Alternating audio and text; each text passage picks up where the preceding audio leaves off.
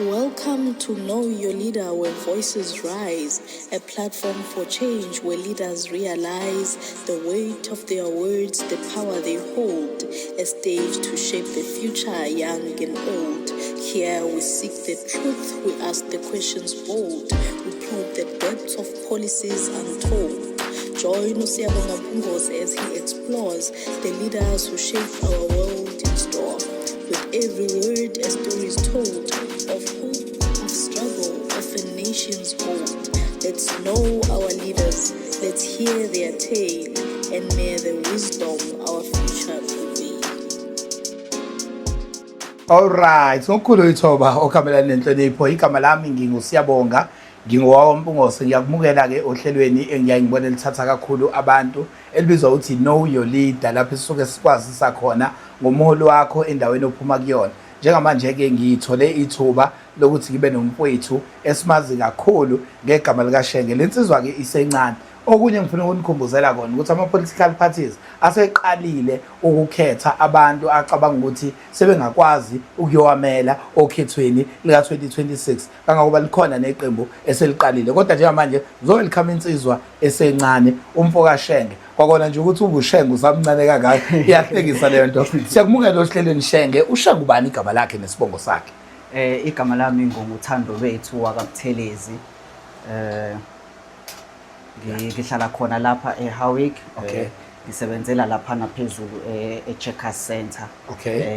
Ngiyimanager khona, ngimanager itolo ezu2 obuMilky Lane no Market Bean. Ngiphinde futhi ngokusebenza ngibe i-social media manager for itolo ezu9 bengaphosiso, of which includes both uMilky Lane and Market Bean. Kubo Market Bean Liberty, kubo Wimpy West Town, kubo Wimpy Pavilion. Masuba ezu3 eThekwini, oku Wimpy Steers, kubo Fisherways, kubo Market Bean out eWheatstone. Indawo osebenzela zona lezo? Ngokusebenza ngokuhlala ngiyila eHowick, manager lezi ayitolo, on site manager, mase ngiba i-social media manager for zonke lezi itolo. Oh nice. Elubuke kuseyinsizwe esencane. Iminyaka yakho imingaki iminyaka yakho? Ngina 23 iminyaka. 23 years iminyaka. Yes. Maye umfoka Shenge ngiyabuka la uyasebenza uthe uMilky Lane uyamanager so zonke lezi zinto zenziwa umuntu oneminyaka 23 years. So uthi nje before siqala ishow thina umuntu omusha kupossible kangaka ukuthi ubambe umsebenzi eminingi kangaka umuntu omusha? Yes, kupossible. Into edingakalayo umuntu omusha i-dedication. Ukuthi uzazi ufunani, ube nama goals. Okubalekile kakhulu uzazi ikhaya ophuma kulo. Yabo uma wazi ikhaya ophuma kulo nokusebenza kwakho kuzovela lapho usuke usazi isimo sasekhaya ukuthi senjani. Nokusebenza kwakho uzosebenza kanzima ngenxa yesimo sakini. So mina ngikhula ngalahlelwa abazali bami ngina 9. Uma nobaba, so ngikhula nje ngikhuliswa ugogo ngaze ngaba mngaka. Manje la iso simo nginabafethu, nginodadewethu. So ugogo basengekho, isimo phela sekuyithina emele sisibheke. So ingakho kumele ngisebenze kanzima ngempela ukuze nalabo abancane abangilandelele bebone ukuthi yazi abazali asinabo, kodwa ubhuti umekwazi ukuthi efike kulela zinga nathi kumele sisebenze kanzima ukuthi sifike lapho. At the age of 23 usunama responsibilities angaka? Yes. Even manje kulonyaka esiphuma kuwo bengiqedela ukulobola uma wengane zami. Manje abona nje sekiyinsizwa nje phela bekulethela ukudla mama nje yakho. Azisheke manje usuqala ukugadla, usugadla kumina uShenge kuna 23 bese ecedile ukulobola. Kodwa ke asikho lapho. Shenge ngibona umuntu omusha onempokophelo nani. But ngiworried and umbuzo wami ngizokubuza wona uworried. Udecide nini ukukhetha into mina engimdala nje kuwena kangaka engengifisa ukuyikhetha because yakhona ukuthi nje manje ngeke manje ngivuse umuntu athi unenkinga yamanzi. Wakhetha ukukhansela Shenge kuzo zonke izinto because uya still young. Unezinye izinto engicabanga ukuthi mhlawumbe kusangamele uyozijaha yini okwenza nekudoba ekufuneni kongena khanza usufuna ukuthi kwabantu manje Shenge ukwenze njani uyichaze lento yakho ukuthi uyokuba neinterest into yangenza ngangena kwipolitiki okokuqala kuyaye kuthiwa ngikho mnceke kuthiwa inkunzi isematholeni. And futhi ukubuka isimo abantu abasha abakuso and bese ubuka abantu abakwi leadership. Ngikhulela ekhaya ebekuleli qembu nje lidumile, angifuni ukwabala nje amaqembu because but ukuphuma kwi-household kulelo qembu lelo ubheka ukuthi hawu abantu abadala kunathi they in position of power, but uma sebefikile laphana bebekwa abantu kuyithi esibavotelile uma sebefika laphana bayakhohlwa idingo zabantu kakhulukazi idingo zentsha. Ngabuka ukuthi if kungabi yithi intsha esikhuphukayo siye laphana then sokhohlakala njalo. So I took a decision ukuthi actually let me get my hands dirty nama ngihambe ngiye laphana ngifune futhi ukuyolwela abantu abasha. So manje umbuzo wami uthi yini wena Shengo ozoyenza ihluke compared to le ukhuluma ngayo ngoba nawe manje bazokukhetha abantu uhamba ukwenza the same thing abayenzayo or esubhekane nezingqinamba ezabhekana nabanye ngoba phela ezinzinto uthi ungakangeni kuzona uyitshela uyazi understand apha ngithi ungene kuzona. So mina into engifisa ukuba kuyona ukuthi a young man at the age of 23 isiyongena kulento understand kangakanani lento ozongena kuyona ukuthi injani nezingqinamba zakho ino i-understandayo ngayo. Ipolitiki ngiya-understanda kakhulu ngoba ngize ngayela ngisho esikoleni. Yes, ngafunda eNorthwest ngenza i-public administration ngimajorisha in politics and public governance. So I understood the politics lapho ukuthi if you are a politician what is expected of you, ukunakekela abantu, ukuletha idinga emphakathini, nanokuyimisela nje ukuthi ubonakala ukuthi okay nangu umholi esimkhethile. Ingqinamba zizoba khona ziningi futhi kakhulu kwipolitiki, kodwa ukuphendula umbuzo wakho into ngeke kubalekele umncane umdala. Umehluko mina kimi ukuthi iqala leshow ngitshengisile ukuthi sengenze ini ngisebenza kuphi. So I'm not going to politics ngenxa ukuthi ngilambile. I'm not going into politics ngenxa ukuthi kunento engifuna ukubenefita kuyo. Already kwi-occupation enguyo I've worked very hard. You understand? I can continue ngiqhubeke lapho ngikhona nginondla umndeni wami kanjalo. But then what about abangilandelayo? What about umuntu omusha ongenayo ivoice mina enginayo? What about umuntu omusha ongenawo amathuba mina enginawo? Ingakho kumele uzungene kwi-politics because ipolitiki involve wonke umuntu. Ipolitiki yona ethatha inqumo zomuntu osekhaya. Ipolitiki yona ethatha inqumo zomuntu ngisho osebenzayo. Ipolitiki ithatha inqumo zendani. Ipolitiki yona athathe ephethe umhlaba. So kubalekile nathi njengentsha ukuthi singene laphana kwipolitiki. Let us njengentsha be decision makers because siyazi thina ukuthi ontanga bethu badingana. You understand? Ontanga bethu manje abasadinga ukuthi kuthiwa sonke soba othisha. Hayi, ngeke sonke sibe othisha. Ngeke futhi sonke siyintsha si-absorbe ugovernment. Government ngeke uqashe wonke umuntu. You understand? Sidinga ugovernment ozokwazi ukuthi okay sinabantu abasha abane talent lokucula. Let government support ama-artists. Kade kunemashi njengamanje yama-actors ethi haya wasahlonisha kanjani. If ugovernment wethu unga-understand ukuthi kunabantu abane-talent langempela, invest kuma-artists, invest kumaciko, kunabantu abaqala amabhizinisi, invest kulawo mabhizinisi lawo. So ukuze lokho kwenzeke sidinga umuntu omusha ozaziyo idingo zabantu abasha. Into engiyona Shengeke nayi ngiyakuzwa and ngiyakuzwa ukuthi umuntu omusha okhaliphile nohlakaniphile okwazi ukukhuluma. So nanka amaqembu phela abekiwe abekwe phansi njengoba uchaza uphuma kwifamily ebineqembu elithize ekanjani njani. So into engifuna ukuya kuyona ufika kanjani ekukhetheni iskipper sakho esiblue? And I must be honest with you, makhona iskipper esiblue ngikutshelile even before the show ukuthi kwakhona iskipper esiblue awukwazi ukuyiqhelela lento ukuthi kune racism eskippeni esiblue. Ngicela nawe uya-understand lento. Each and every qembu linayo into ehlezi ilinameka kakhulu. So yini ekuhlanganisa ne-Democratic Alliance? Uthema ususukhetha wayikhetha ngaliphi i-Democratic Alliance? Ngizoqala nje egameni ngiyazisho Democratic Alliance. Kodwa ke nje ungena kabanzi kukho i-DA ngalikhethisa ukuthi actually ngabuka wonke amaqembu yazi ukuthi kunama-constitutional ukuthi amela ini ngawabheka bonke ngabuka ukuthi okay because ngase ngine background already yepolitiki. Ngabheka abanye ukuthi okay abanye the socialist, abanye the communist, abanye the neo-bani, all those ideological engiyicabanga ukuthi mina ideology akusiyinto etheni leyo kwepolitiki. Into yangenza ngakhetha i-Democratic Alliance ama-values abo mase kuba futhi nangendlela abenza ngayo izinto. It's the only party bengicabanga phela which truly ekuvezayo ukuthi i-diverse and futhi evezayo ukuthi it's fair in everything they do. Evezayo futhi ukuthi they willing to ukuthi umuntu bemnikeze i-opportunity uma umsebenzi wakhe uyikhulumela. So they promote based on merit. Kanti lamanye amaqembu siyazi they promote ukuthi ingane kaSibari wami ayikhuphuka wathi kwafika umalume laphana ngiyazi uzokhuphuka uzosala ingane esemakhaya laphana enetalent ngempela mhlawumbe lepolitiki kodwa kuthiwa ayingakhushulwa yena akhushule nangu lo so ngathi ngifaka iDA ngathi hawu kwiDA you do interviews ukuze wenza ukuthi you do interviews so kuyatshengisa abantu they promote based on merit. Manje ushenge uthini ngalaba because ngicabanga kunelist yesandla engasibala zize ihlangane zibe mbili manganikeza ithuba ngoba uma sizobuka abantu bakithi abamnyama eqembini lakhe bebekade belijoinile ngikakubalela the list is endless and now you know ukuthi bakhona and bonke bakhala ngalezi zinto wena kuhluka kanjani ke la obona ukuthi hayi ngingangena la yes babonile ngiyaxolisa fama kama abantu ozwakele emncwango Phumzile Van Dam Lindiwe Mazibuko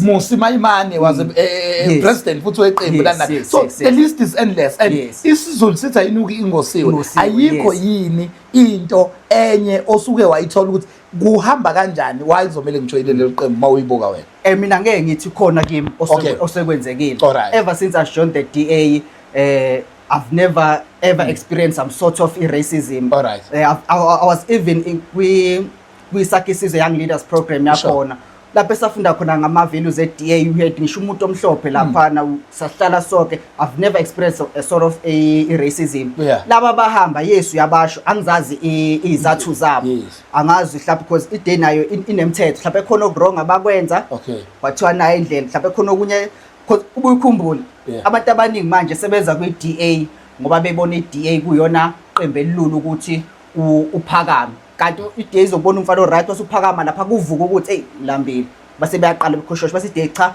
thina la kwa Democratic Alliance asisebenzi kanje and into futhi esuke ibebhlungu ukuthi kubukakala kanjalo kanti baningi abantu abangabelungu eDA because if singabala kwiANC bangaka abantu abamnyama sebehambile kwiANC bangaka abantu abamnyama sebesuke from ANC baya ngapha basuka ngapha baya ngapha basuka ngapha baya ngapha yazi lokho kubangela yini sinabantu kwipolitiki abacabanga ngezisu zabo hence why ngithi sesidinga abantu abasha abazoya kwipolitiki ngoba bethi bafuna ukuphakamisa abanye abantu abasha bafuna ukuphakamisa ogogo abahlupheka emakhaya ungayi kwipolitiki phezulu ngoba uthi ufuna ukuyodla but manje shenge nabo bayaba nama interviews bakhulume njengoshenge kanje ukuthi la ngikhethe khona ngikhethe kahle ngilibonile ukuthi afterwards sihlangana na same people racism iyabheda so that is why ngingalinganisa amanye ngilinganisa kaluthi most of them but bahlale bayifake le Herman Mashaba abantu yabo masebehle bahlale bayishaya so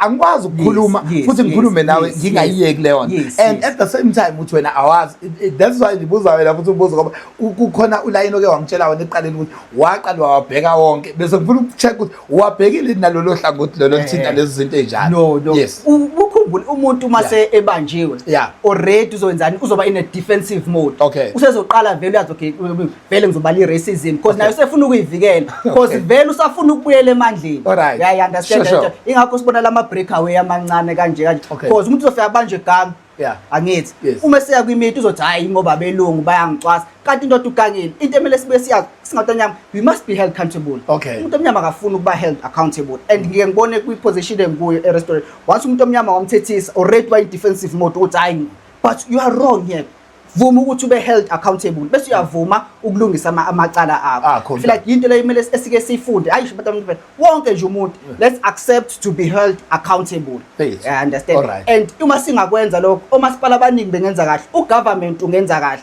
because abantu abafuna ukuba held accountable bathi hayi asimvikele ucomrade wethu no if a wrong umuntu maka held accountable for lokho mfethu enye ngifuna ukuyichecka yipi criteria elandelwayo because iqembu lokuqala esengitholile ukuthi already selinawo ama candidates njengoba nawo usuyi candidate imiphi imigudu elandeliwe ukuthi wena uzokhethwa ube ikhansela nilandela imiphi imigudu lapha kwi Democratic Alliance miningi kakhulu kuyabhekakala ukuthi active kangakanani eqenjeni umsebenzi wakho wenza kangakanani eqembini bayabheka ukuthi lapho khona ubekwe khona njengomholi uyakwazi ukukhuluma nabantu uyakwazi ukubhekana nezimo abantu kuney'ncwadi esinikeza zona kumele sifunde even read the constitution yase South Africa we read the constitution ama policies ukuthi South Africa isebenza kanjani so that uma i-DA isikhetha ukuthi i-candidate yakubeka laphana iyazi ukuthi lo muntu olaphana uwazi ukuthi umthetho South Africa usebenza kanjani uyazi ukuthi uma ugangile i-punishment yalapho ikanjani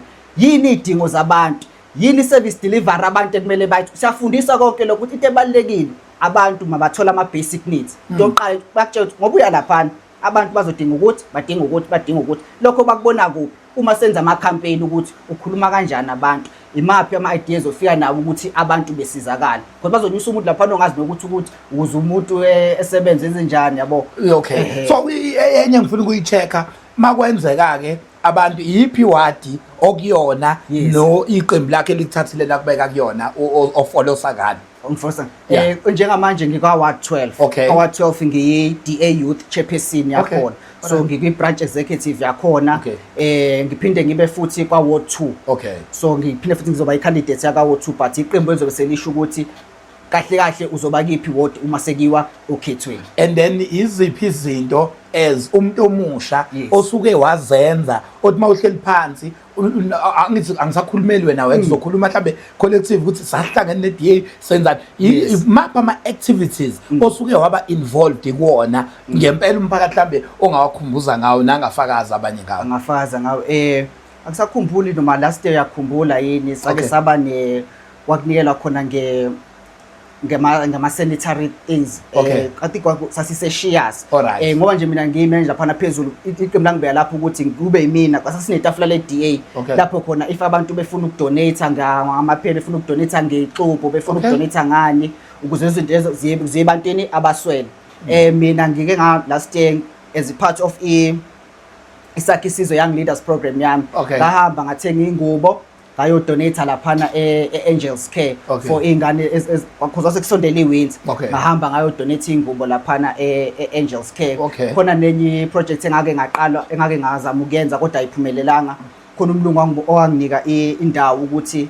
sizokwazi ukuthi sitshale khona sitshale khona kodwa kwangaphumelela ke lokho kahle ngenxa ukuthi abantu angibatholele babehlala kude kakhulu kodwa enhlizweni yami nje uma ngizophakamisa umuntu omusha ilokho kimi okubalekile and then iziphi izinto ezamaphupho yazi into engichaza kwawasheke ufike kahle ungakakhethwa ke mhla usukhethiwe sikwazi ukubuyela back la kufanele ukuthi niyazibopha because siyobuya sokropha this video iziphi izinto engathi mayingena ushenge asethe mayihleli phansi ebuke wadini yakhe akuyona iziphi izinto oyibukayo uthi lokho nalokho thina singakushintsha singakuthatha sikubeke kwelinye izinto already phela manje siphethe si-Democratic Alliance la isikhothane sesiyabhaka so umuningi umsebenzi osubonakele asesithathe nje i-Hawiki sesayibona i-clean kakhulu iphunga selithi ukwehla kwesitambama kunethimba labantu eclean idolobha lethu lisanitize idolobha lethu sibuka irent yethu iyacwebezela imnandi sihambe siyobuka laphana eFons okuyindawo wathi uma umeya usodolophu wethu eyivalwa kwaba nomsindo omkhulu ukuthi wasivalela indawo manje yokujabula kodwa ithe uma isivula ukuthi hawu insizwa lena kanti ihlakaniphile iqembu elalenza lowo msebenzi leyo yabona iFalls ivumelelekile kuwo wonke umuntu sihambe sizongena lapha empophomeni siyaqala siyabona udoti usuyacosha la empophomeni siyabona amadipha yavu kodwa ukucosha udoti shenge kodwa kuqhubeka ke kodwa manje sofika lapho angiphendule manje udoti ubucosha kodwa abantu bebehola imali engakanani alright yes because uma ubuyilalelile inkulumo kasodolophu wethu kunemali esiyithola I think it's provincial noma ku national for EPWP ubusinikeze I think it was 1.3 million for ukuthi kunakele bonke abantu labe EPWP kulabantu abaqoshayo abaklinayo wathi bengena iDA yathi lo msebenzi lona awukho dignified enough ukuthi umuntu omnyama engasebenza lalela kusho iDA iqembu ithode labelungu lifuna ukucindezela umuntu omnyama kodwa lona lathi bengena lathi hayibo abantu abasebenza kuleli torho wabe benikeza imali encane yangako umuntu ngempela enganikeza umsebenzi okanjena kongezelwa imali yathi siyongezile imali iPWP wathi umasipala wethu futhi ophethe iDemocratic Alliance ngoba ufuna ukukhuphula umuntu ohluphekile ekhaya wathi no nathi sizonezezela ngobani ngo2 million. I think i-budget ethi 3.3 for abantu abasicimela idolobha lethu. Uyayizwa leyo nto le. So yes ubucosha udoti kodwa abantu bebejabule ngaloyo msebenzi owenziwayo. Uyayizwa. Bengisaqhubeka ngomsebenzi eseswenzile la nje ke-Democratic Alliance. Sasibona inkomo zezinama-dip amasha, yakhiwe i-dip eNguga, yakhiwa i-dip eMashingeni. Sibonile umasipala wakhela abantu ibhoholi lapha eMashingeni angenhla. Abantu bebengawatholi amanzi. Sibuye sikhumbule indaba yamanzi futhi ayibhekele umngeni. Indaba yamanzi ikuphi kwi-district ewumgungundlovu ephethe leli qembu leli. Yayizona liphi lona iqembu liqede. Kodwa umasipala ngokukhathalela abantu wakuthatha lokho wakubeka ezandleni zakhe. No, ngeke silinde labantu ababazi ukudla imali kuphela, asihambisa ama-services ebantwini. Sabona umasipala usebenzisa ufaka kwi-budget into engamele ngabe kwi-budget, wahamba kwayovulela abantu amanzi lapha kwavula ibhoholi. Kuningi kakhulu sibonile nehholo lethu seliqala libiyelwa nendawo ngathi yamaciko yaqala yabikelelwa ukuze abantu bengavandalize khona. Into ebingenziwe sibonile ne-stadium sethu sasingafuni ukuphela kodwa wafika usodolophu wenzana wakubeka ezandleni zakho ukuthi bathi wafika sezofaka isignature yakhe khona debate ezophuma nje esho njalo. Ithi wafika sezofaka isignature lapha elokuzane ne-stadium yaqhubeka kodwa kuningi kakhulu esesikwenzile. Abantu bakhalile ngogesi iphumile kwi-budget manje. I think ngikade ngifunda nje into yamasipala iphumile i-budget ukuthi i-substation manje isizoqedela sifakiwe imali yakhona ukuze abantu bekwazi ukuthi bethole ugesi. Ngihambe ngisho ngifika ngisho emafamu koKhatlofu, sibonile umasipala unikezela ngogandaganda, sibonile umasipala unikezela ngezinto zokwakha ukuthi abantu abangenazo izindlu ezisesimeni kahle bengahlala kuzo. Sibonile umasipala ulula isandla sawo ukuthi no, abantu abakhelwa imizi laphana. So nami sengena sengibele embuzo nakho, uma sengena njengekhansela ngizoqhubekela kumsebenzi omuhle kakhulu omangazayo owenziwa umasipala number 1 eKZN when it comes to delivering basic services to the people.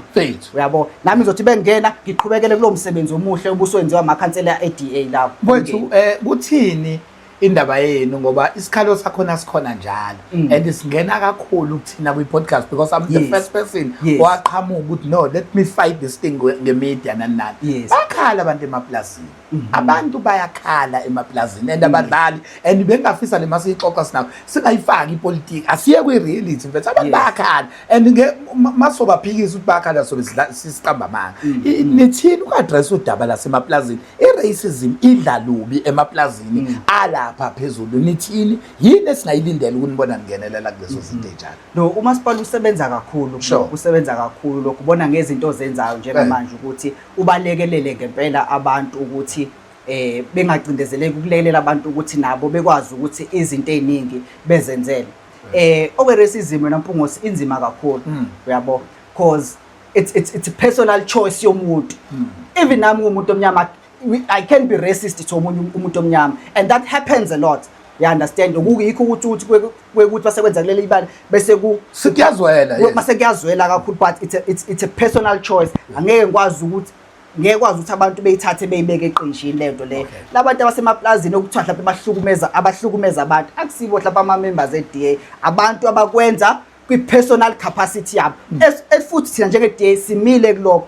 If u-racist wrong emphakathini. Uzwile idaba lengane yadutshulwa la around elokhuzana ebekubhikisha umndeni ezayidlule emgwaqeni sithiwa idutshuliwe, bekubhikishwa kadolwa ngalitholi kahle udaba lakhona kodwa nje bengazuthi lumbani ingane eziwu2 bekubhikishwa nje hawiki engasadutshulwa hawiki west zidutshulwa umdaba wasendiya and lolo daba ngalitholi kodwa ngiyazi ukuthi kuyamashwa enkantolo ulwela leso simo esijalo belingafika endlebeni zakho. Bekungakaluki bengingafunda ngalodwa bengakangeni deep ngalokuthi kwenzakalani because ngathi nabe ngiyibona ku-Witney News ngabuza ukhansela wami oyi-PR khansela njengamanje u-Eric Ntshangasi ngathi hayibo ndoda ubonile lapha nonza ngathi awuyazi nokuthi bengakeza nami but ngizoza ukuthi kwenzakalani. So kuyindaba ikhansela lami esafuna ukizwa ukuthi kahle kwenzakalani kodwa leyo nto se-racism umuntu oba racist. So if abantu bezoyithatha beyibeke eqinjini lokho kuyacindezela kakhulu because i-racism ikumuntu, i-racism ikhona ngisho ekhaya ukuthi ubani ubona umuntu ecindezela uyayizwa so i-personal capacity indaba ye-racism so kuyobe kuyiphutha kakhulu uma sesithatha siyibeka enhlanganeni because uma inhlangano i-deliver ama-services it's not racism but uma sekukhona umuntu ongeyona inhlangano ongekho kamasipala kukhona enza into abasekuthiwa i-DA of which is very wrong lokho. Yabo kakhulu ke ngeja nawe njengomuntu omusha siyabonga nanokuthi ufike kule podcast mfethu socaciseleka so sikufisela inhlanhla so ngathini amazwi akho okurapper okugcina sewuvala mhlambe nokukhuthaza abantu kwiqembu lakho ukuthi bavotele. Ngiyacela nje kakhulu ebantwini ukuthi njengoba sizoyokhethweni binisikeze futhi elinye ithuba lesibili njenge Democratic Alliance nilibonile kakhulu ushintsho esesilenzile lapha eHowick.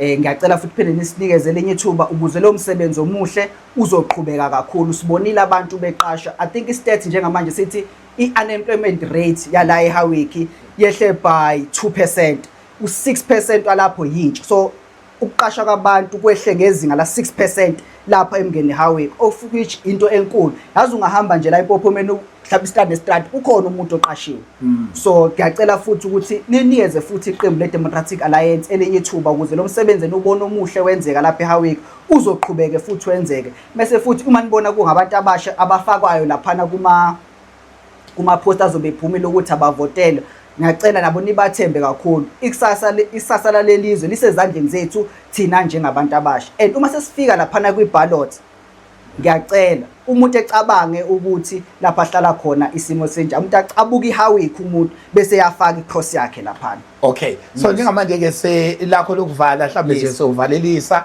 ungavalelisa nakubantu abasha cela ukukunikeza ithuba. Yes no ngisaqala nje ukuqala nje ngalokho punto ngosikuya kuthi ubufika emzini ngakhulisa salukazi sithi awufika ungaphethe lutho cishe nawe ufuna ungifaka kupolitiki wangiphelika igqoko ze-DA manje lo muntu ngifaka kaye kuthiwa awufika ungaphethe lutho awufika ukhangeza izandla nje emzini womuntu nami ngithe ngiphathe lokho icathulo lezi kuba amasokisi kube i-stationery kuba amapeni ukuthi baningi abantu abakhalayo kweBhunubongose bathi iBhungose umndeni wami uyahlupheka ingane yami ihamba esikoleni ingacathulela ingane yami kanjeyana njana into ebalekile futhi thina esifundisayo kade ukuthi i-dignity yomuntu ibalekile i-dignity yomuntu ibalekile umuntu kumele bephuma laphana eyibone naye efana nabanye abantu so ngicela nje ukunyalo ukuthi iyoba khona ingane ekhalayo kuwe uyobusuyidlulisela nje khona lokho ayonakela u2026 ngempela manje osopolitiki abadlali bafowethu lo bekade sinaye umuntu omusha umfoka Shenge